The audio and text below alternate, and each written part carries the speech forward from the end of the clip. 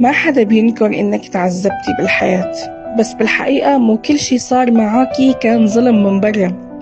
في شغلات سكتتي عنها، في شغلات ضحيتي فيها على الفاضي، في شغلات خبيتي فيها وجعك وقلتي أنا منيحة بس كنتي عم تحرقي حالك كل يوم.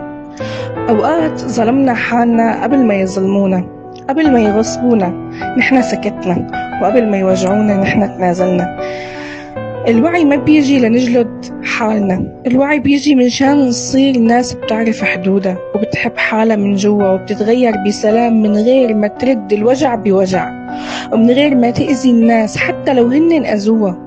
صار وقت تعترفي إنك مو بس ضحية، إنتي كمان إنسانة إلى دور، إلى قرار وإلى أثر. ومنشان هيك إذا بدك تغيري حياتك لازم تغفري لحالك أول شي، وتوقفي لوم العالم وتوقفي لوم نفسك، وتقرري إنك كل يوم جديد هو فرصة تعيشي بوعي أعلى بدون انتقام وبدون ضعف.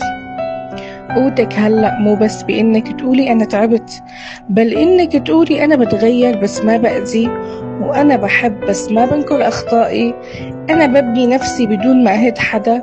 وهون رح تبدأي الشفاء الحقيقي، مو شفاء الجروح وبس، بل شفاء نظرتك لنفسك وللعالم وللقدر.